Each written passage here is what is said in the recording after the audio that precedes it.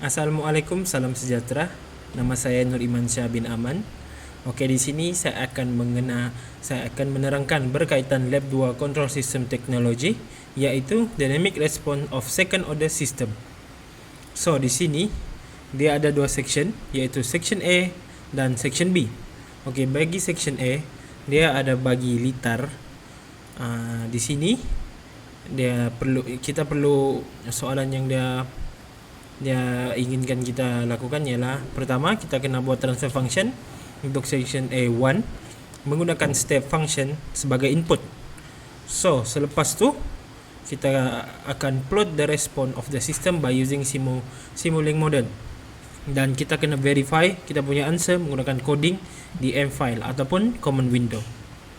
Okay, kita boleh lihat di sini untuk kita keluarkan transfer function yang ada pada litar di section A1, kita memerlukan calculation. So ini adalah calculation untuk section A. So jawapannya di sini kita boleh tengok jalan kerja, dan jawapannya ialah S over 0.1 S square plus 2S plus 50. So kita kena keluarkan dia di transfer function lah. Okay, kita boleh tengok ini adalah transfer function untuk soalan 2A. So kita menggunakan Simulink. Caranya sama juga dengan seperti lab 1. Kita just buat ni step, transfer function dan scope. Scope ni untuk kita tengok dia punya graph. So cara editnya sudah kita pelajari di lab 1, iaitu untuk numerator ialah S dan denominator ialah 0.1 S square plus 2S plus 50. So kita akan run dan kita boleh lihat ini adalah grafnya. Okay, dia punya peak ialah 0.25. So dia punya steady ialah dalam 0. So bagi kita buat M file ataupun command window, kita boleh tengok ini adalah coding bagi section A. Okay, sini codingnya. Pertama kita akan keluarkan 6, iaitu numerator, then ni untuk denominator, dan kita akan masukkan semula 1 O dan denominator is 0.1, 2 and 50. G ni untuk kita sebagai untuk call transfer function 6 dan then step ni pula G. Okay, so kita akan run dan hasilnya adalah seperti ini. Okay, kita boleh tengok ni bezakan dengan Simulink punya hasil graph. Itu disebabkan dia punya times di Simulink 10, tapi times yang ada pada M file ialah 0.6. So cara ubahnya, kita akan masuk properties dan kita akan ubah limits untuk auto scale. Sini kita ubah kepada 10 dan close. Tengok hasilnya ada sama. Okay, selepas tu saya akan teraskan berkaitan macam mana kita mau tebalkan garisan ni. Senang ya, kita tekan ni and then kita klik pada line ni. Okay, kita right click and then kita akan pilih line white. So kita pilih lah kita mau tebal mana. Okay, saya akan letak 2. So sini adalah tebal. Okay, untuk kita tengok pula dia punya ni karakteristik, kita boleh tengok dia punya peak response, rise time, dia punya steady state. Okay, tengok untuk dia punya peak time, peak amplitude dia ada 0.257. Okay, ini lebih spesifikasi lah. Kita boleh tengok dia punya steady time ialah 0. Dia punya sistem final ialah 0 juga sebab dia steady kan. Okay, seterusnya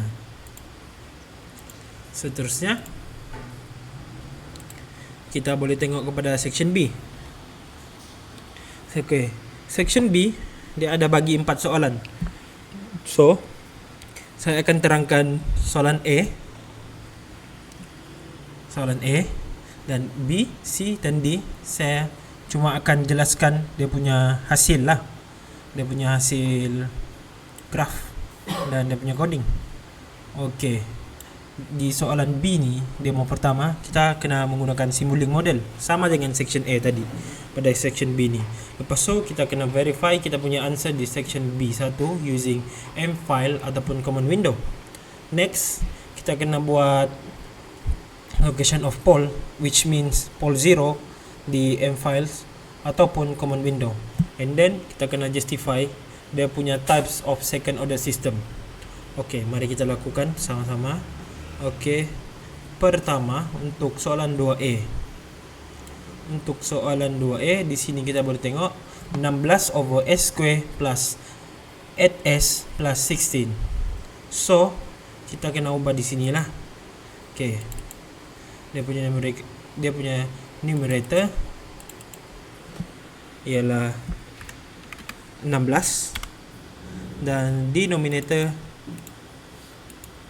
ialah 16 8 1. Tengok semula sama kah? Okey, S square. So kita apply, kita akan dapat sama dengan soalan bagi section B A. Okey, selepas tu kita run.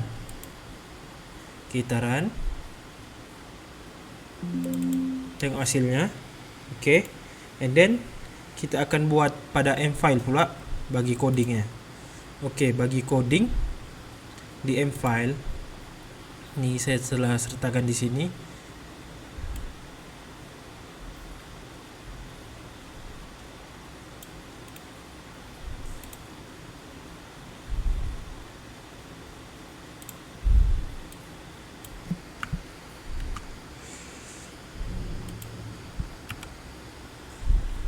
Okey, untuk satu tambahan lagi, untuk kita ubah color pada graph tu, kita boleh tambah ni. Contoh kita mau ubah color tu kepada warna merah, kita just letak red and then kita run.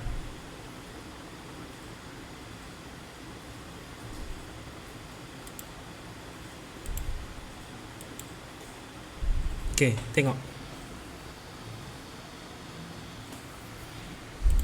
Oops, saya belum ubah lagi dia punya numerator. So untuk numerator pertama ialah 16.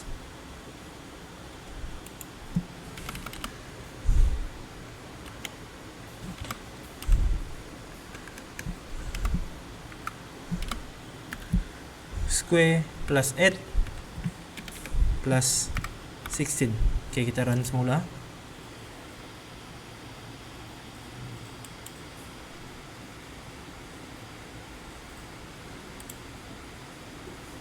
Kita run.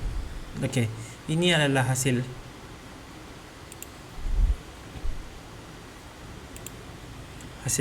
Dia nampak berbeza kan? Macam yang saya terangkan tadi, dia punya times di sini, kita tengok times sini 10 dan di sini untuk M-file ialah 25. Kita boleh ubah macam tadi. Macam tadi ini kita ubah kepada 10. Yang ini 1.1. Ni untuk lebih jelaskan keadaan graf tu di atas. Sebab ni dia punya hasil ialah 1 untuk dia punya amplitude. So kita boleh lebihkan sedikit untuk nampak lebih jelas. So kita boleh tengok sini, graf untuk Simulink dan M-file adalah sama. Okey, bagi untuk tengok pole 0 pula, kita just tambah PZ map ni adalah untuk pole 0 plot of dynamic system. Okey, kita call balik G untuk transfer function ni. So selepas tu kita run. Kita run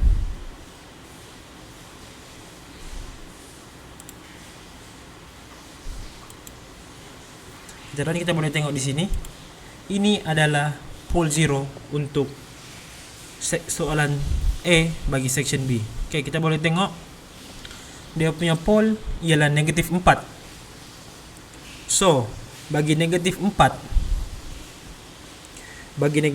kenapa? Negatif 4, sini kita boleh tengok ialah critical dam. Di mana kita boleh tahu critical dam? Kita boleh tengok di sini. Tengok. Untuk critical dam, a single repeated is a negative rod. So, dia adalah critical dam. Okey, seterusnya kita boleh tengok untuk soalan 2. Saya zoom sedikit. Ini adalah hasil apabila kita lakukan simulink. Dan ini ialah M-file. Dia sama juga seperti yang tadi. Hasilnya adalah sama. Limit 2 dan sini pun 2. So untuk coding, ini adalah codingnya. Numerator ialah 16, denominator ialah S square plus 16. So dia ada 2 pole. Sini positif dan negatif. Dia ada positif dan negatif. So apabila dia sistem second order system complex poles at negative and positive, dia akan jadi under dam. Under dam, okay, kita boleh tengok sini. Kenapa dia under dam? Sebab pure imaginary is not a real part. Dia ada positif, dia punya rods is positive and negative. So dia adalah under dam untuk soalan kedua. So okey, seterusnya soalan ketiga. Soalan ketiga ini adalah hasil simulink. So ini adalah M-file. Dia punya coding ialah numerator ialah 16, denominator ialah 1 ialah S square plus 5 plus 16. So ini adalah hasil dia punya pole 0. Dan ini adalah coding bagi untuk kita keluarkan pole 0 ni lah. So kenapa dia punya hasil berbeza? So untuk soalan ketiga ni, maafkan saya, untuk soalan ketiga ni adalah ada dam. Sama, dia ada dam. Kita boleh tengok di sini. Dia punya hasil pole ialah negatif. So ada dam. Dia ada positif, negatif. Dia ada dam. Lepas tu dia punya oscillation, dia punya ratio untuk zeta ialah 0.625. Relative quick response with the sum overshooting make the system suited for moderate oscillation application.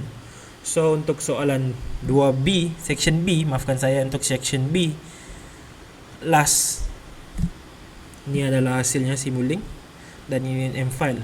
Dia punya coding, kita boleh tengok numerator ialah 20, denominator S. Kita boleh tengok untuk soalan last tu, maafkan sebentar kejap. Untuk soalan last 20 over S square plus 9S plus 20. So this is the coding. Ini adalah coding untuk, maafkan saya, bawah lagi. Okay, kita boleh tengok di sini. Okay, this is the coding for the last question for the section B. Okay, numerator 20, denominator S square 9S plus 9S plus 20. So bila kita letak coding ni, dia akan keluar hasil graf seperti ini, sama dengan simulink. Dia sama. Okay. Untuk pole 0 pula, dia ada 2 pole 0. Satu negatif 5, satu negatif 4. So if the pole have a 2 negative, that means it's overdamp. Why overdamp? Sebab di sini overdamp untuk karakteristik dia menjelaskan as a 2 real and negative rods. So dia adalah overdamp. Okay. Sekian, terima kasih.